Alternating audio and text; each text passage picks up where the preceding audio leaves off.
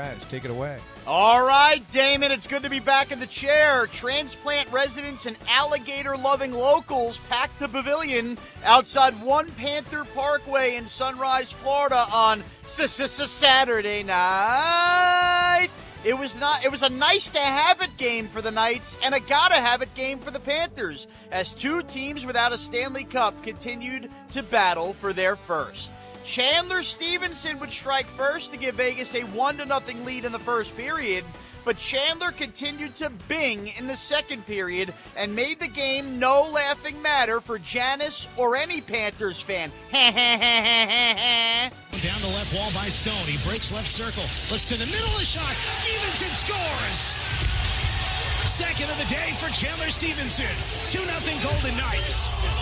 He was there for you when the Panthers started to fall. Vegas kept their 2-0 lead, and it extended to 3-0 when William Karlsson with a K made the game 3-zip. The Cats needed to clean up their litter box to have any chance to come back in this game.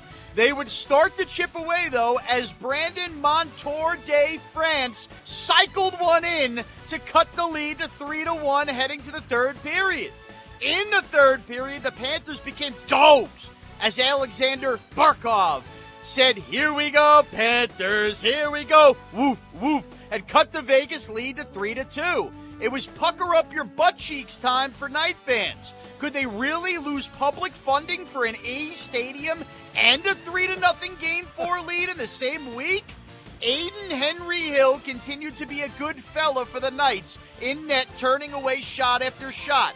There would be one last flurry, though, as time expired. The Panthers literally scratched and clawed, trying to get one final puck across. But instead, the Pink put the sleep juice would begin to drip for the Panthers. And the loose puck is fought for, played out front, a shot, Hill to save, the horn sounds. And the Golden Knights hang on to take Game 4, 3-2, and we've got all kinds of altercations down there at ice level now. We've got a pile back in behind the net. Verhaeghe's on top of a Golden Knight out in front. Aiden Hill, the Knights goaltender who didn't even start playing regularly for this team until round 2, continued to be a hero. After the game, Aiden the intern became Aiden the Conn Smythe candidate as he discussed the final scrum. Yeah, no, I kind of got tripped up there for a second. I think it was someone behind me, but yeah, I'm just getting up and, it's just trying to do anything you can to keep puck out of the net, where it is, and just trying to make the save, and then at the end, kind of with a little scrum, but yeah.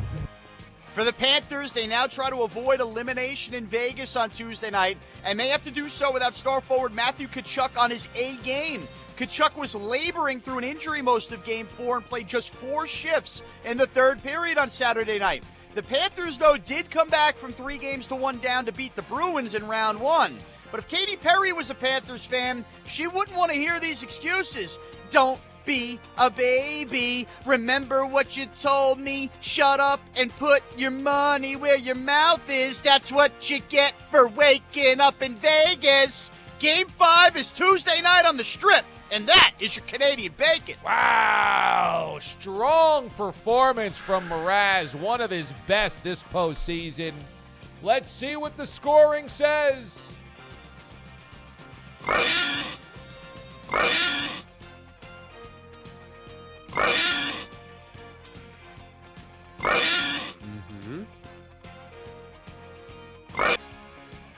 4.5.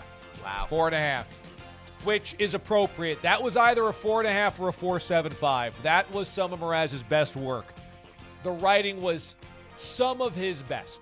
It might have been his best script. I'm going to go over the hit list. I loved almost all of it.